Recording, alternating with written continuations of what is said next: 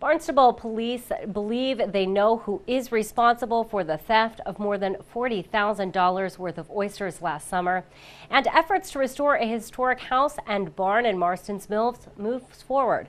Plus, town officials want to hear from residents about a proposed medical marijuana overlay district.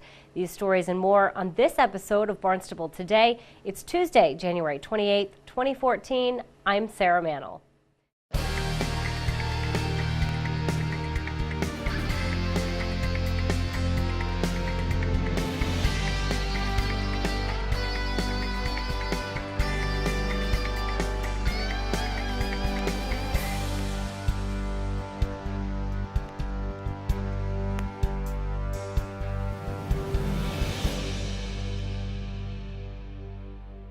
A medical marijuana overlay district is proposed for the town of Barnstable. The district is located along the east side of Route 132, as well as in the industrial zone near Addicks Way. A public hearing on the proposed zoning amendment will take place on Thursday, February 6th. It is a joint hearing with the town council and the planning board. Anyone wishing to learn more or comment on the overlay district can attend. More details can be found online at town.barnstable.ma.us.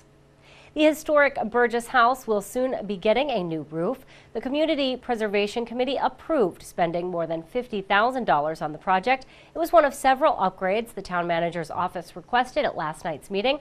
Mark Marinaccio with the Department of Public Works talked about all of the work that needs to be completed on the property, including the adjacent barn. The house, we're looking to replace the red cedar shingle roof that's failed or is in process of failing on the main house.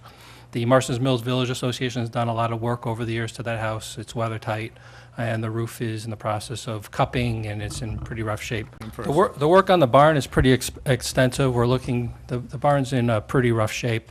There's water infiltration. The roof is in rough shape. The siding, you'll see some of the walls have deteriorated. I know the sills are in bad shape. And we're looking to do similarly what we try to do on these projects is to get them weather tight to kind of control the bleeding, so to speak. So we're talking about replacing siding, replacing the roof. There's some structural issues with the roof that need to be done, and the building's in pretty bad state of disrepair, and it's actually in danger of being lost. It hasn't gotten any better in the 6 years that I've been watching it. The Community Preservation Committee will continue to discuss the renovation project at future meetings. Expansion plans for the Hyannis Harbor Hotel clear another hurdle. The planning board approved plans that would allow the Hyannis Harbor Hotel to expand to 4 floors, with some rooms offering kitchen suites. As part of the plan, the hotel's owner would pay into a mitigation fund that could be used by the town to make any necessary improvements due to the construction. Director of Growth Management Joanne Miller-Buntich describes how those funds can be used. Any monies collected in this way through a contract process need to be expended in an area or on a project that has a connection to the impacts of the project. So that's always what the town is looking for. The plan still needs to be approved by town council to move forward. Barnstable Police Chief Paul McDonald says an arrest in the oyster theft case from last summer is imminent.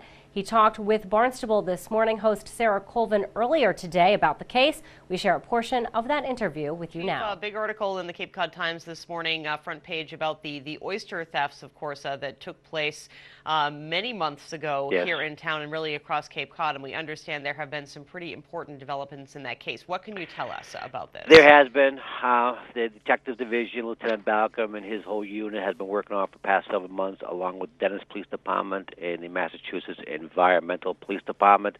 They have identified the suspects involved in it. They are building an excellent case, but they have chosen, because of the time difference involved in when the incident occurred and when the suspect were named, and most of the evidence, the oysters themselves are gone. It's going to involve a lot of different witnesses. They're going to present their case to the grand jury and go straight for a grand jury superior court indictment.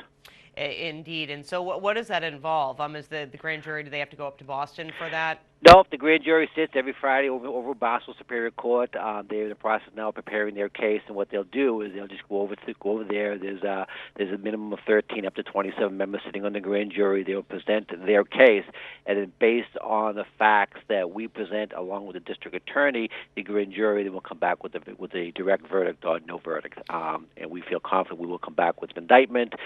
They will then have to be arraigned in Barnstable Superior Court because district court does not have jurisdiction over this particular charge. They will move forward with the trial. They do have a pretty strong case, but the reason it's taken so long is, once these particular oysters are stolen, they have a shelf life of a very, very relatively short period of time, so they have to be harvested, or in this case stolen, and then brought somewhere and sold pretty quickly. Otherwise, they're going to go bad. So it took a lot of work, a lot of witnesses involved in it, because obviously we don't have any of the evidence left. But I've seen the case, and they're doing a great job. So obviously a lot of information about the suspects themselves is not being released at this time. Most likely, as the investigation is still ongoing, or as they're working to build their case. Will the organizations, the entities that purchased the oysters, be facing charges as well?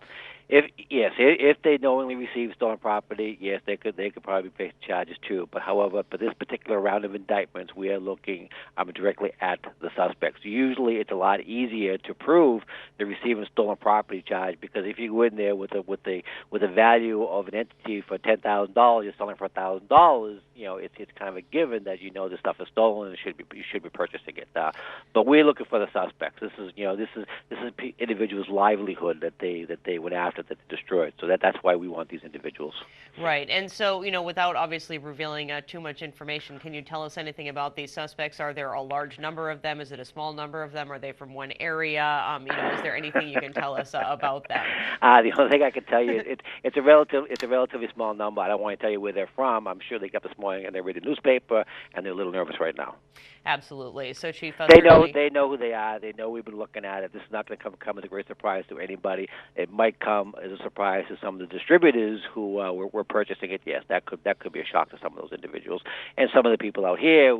They read about it. Indeed. Well, we'll certainly continue to keep an eye on this. Chief, looking back at the past week, how has it been in terms of police action here in town? It's been a relatively quiet week. We handled approximately 1,200 calls for service in the past 7 days. There was nothing substantial. Our probably number one call for service was motor vehicle accident, and that mostly pertains to the weather conditions that lasted for almost 24 hours, and it took another 12 hours to really clear the snow. So we had almost 40 motor vehicle accidents, 2-day period.